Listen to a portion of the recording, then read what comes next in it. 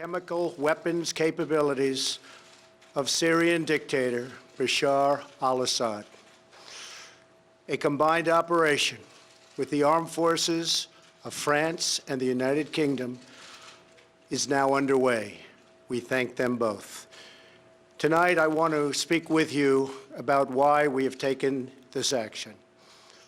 1 year ago, Assad launched a savage chemical weapons attack against his own innocent people. The United States responded with 58 missile strikes that destroyed 20% of the Syrian Air Force. Last Saturday, the Assad regime again deployed chemical weapons to slaughter innocent civilians, this time in the town of Douma, near the Syrian capital of Damascus. This massacre was a significant escalation in a pattern of chemical weapons use by that very terrible regime. The evil and the despicable attack left mothers and fathers, infants and children thrashing in pain and gasping for air. These are not the actions of a man. They are crimes of a monster instead.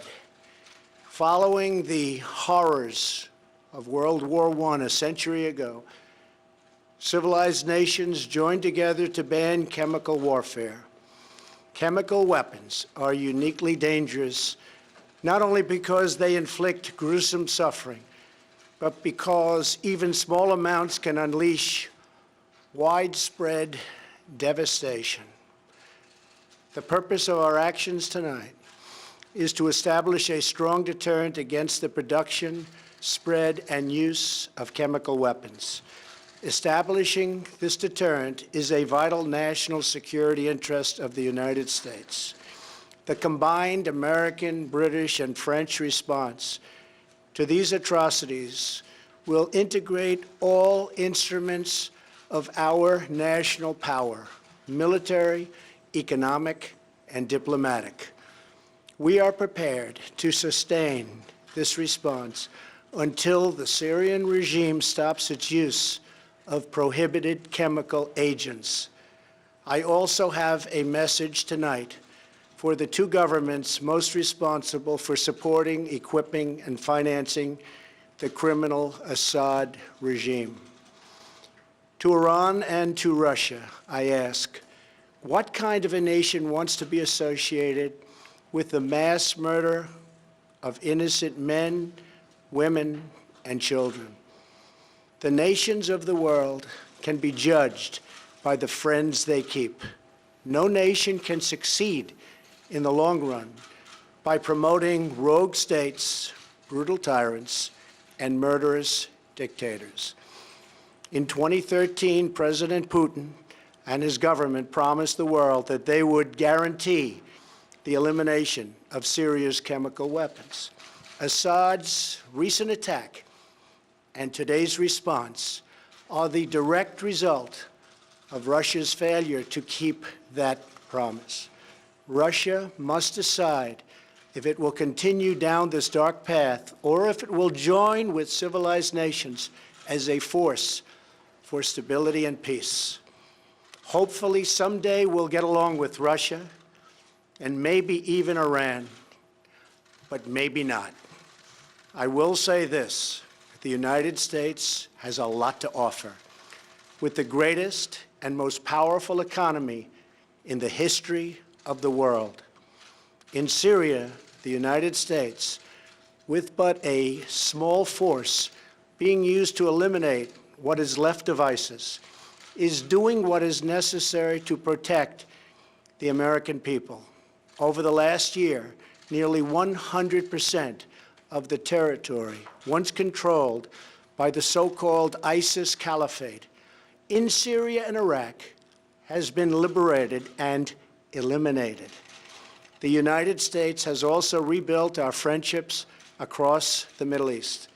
We have asked our partners to take greater responsibility for securing their home region, including contributing large amounts of money for the resources, equipment, and all of the anti-ISIS effort. Increased engagement from our friends, including Saudi Arabia, the United Arab Emirates, Qatar, Egypt, and others, can ensure that Iran does not profit from the eradication of ISIS. America does not seek an indefinite presence in Syria under no circumstances.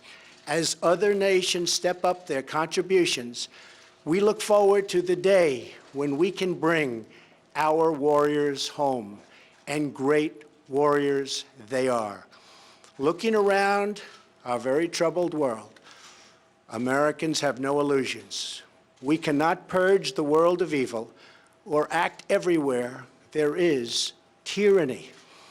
No amount of American blood or treasure can produce lasting peace and security in the Middle East. It's a troubled place. We will try to make it better, but it is a troubled place. The United States will be a partner and a friend, but the fate of the region lies in the hands of its own people. In the last century, we looked straight into the darkest places of the human soul. We saw the anguish that can be unleashed and the evil that can take hold. By the end of World War I, more than 1 million people had been killed or injured by chemical weapons. We never want to see that ghastly specter return. So today, the nations of Britain, France, and the United States of America have marshaled their righteous power against barbarism and brutality. Tonight, I ask all Americans to say a prayer for our noble warriors and our allies as they carry out their missions. We pray that God will bring comfort to those suffering in Syria. We pray that God will guide the whole region toward a future of dignity and of peace.